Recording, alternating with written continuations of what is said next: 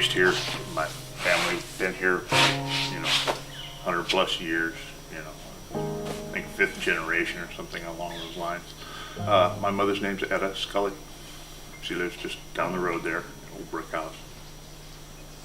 The major negatives have been all but virtually ignored.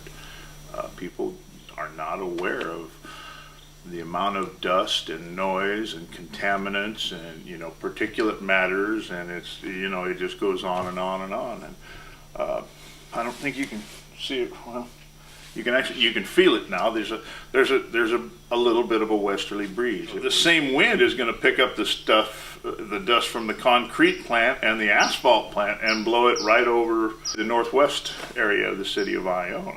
I don't think this is going to be good for anybody, and I don't think that the average Ione citizen understands how close this quarry is to them. They're used to it being, it's 2-3 miles out of town.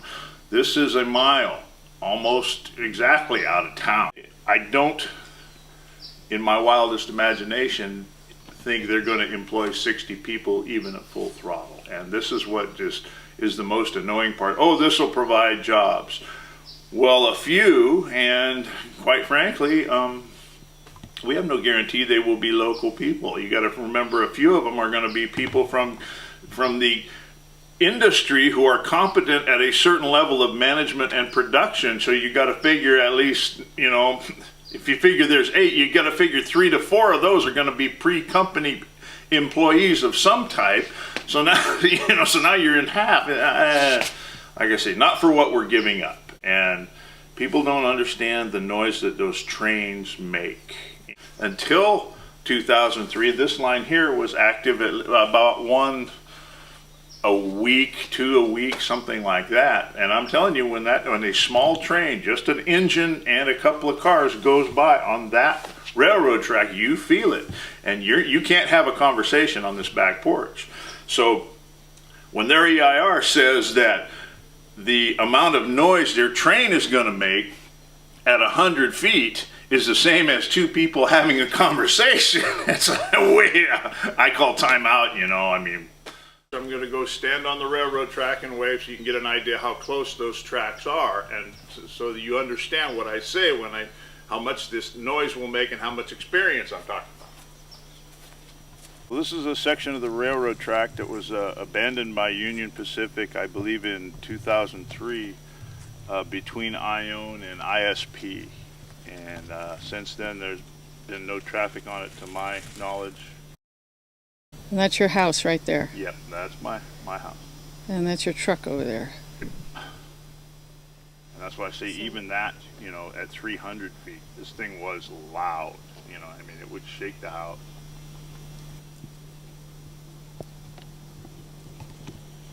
Actually, everything here, but I believe that's a Chinese tree of heaven.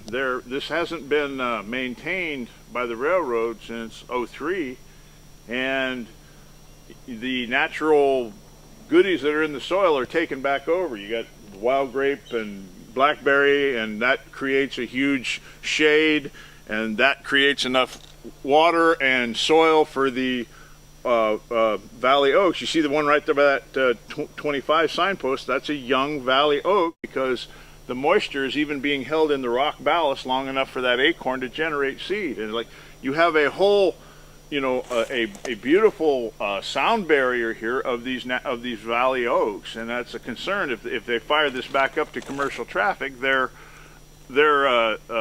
policy has been to clear cut everything in their right of way. Blue roof, I believe, is a house in Castle Park development, and the other beige colors, I believe, are the far western houses in the Manor Drive. I think that might be Dove Lane or something like that. And it's, this quarry is very close to them, and I don't think they quite realize, what the quarry activity is going to be and how close they really are.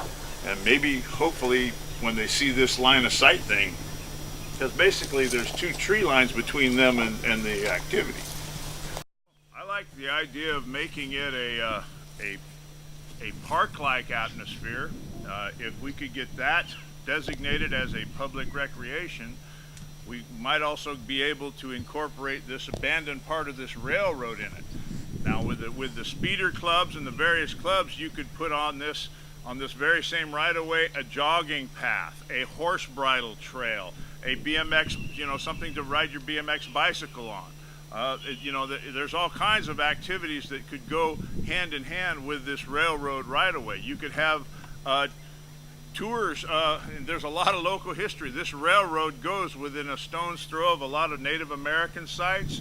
It goes a few hundred yards from the site of the first permanent settlement in the valley. There's just all kinds of things that are in this area that could be exploited in another way, via tourism and recreation rather than just to dig it out of the ground one time. Now, so far we've just been talking about just the 200-acre plus quarry, but what's really going to cause a lot of the noise and a lot of the problems and a lot of the pollution is going to be the 115-acre plant that is going to be just on the other side of that hill, going from like 6 in the morning till 10 at night.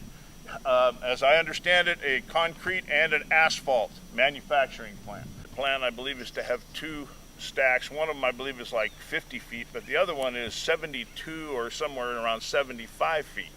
Now, just to keep in perspective, pretty much anybody in Ione can, like I'm right now, I can look over and see Mule Creek State Prison. Those lights are about 75 feet high. It's very close in there. So those are going to be stacks blowing effluent into the air, for lack of a better word, at least 12 hours a day initially.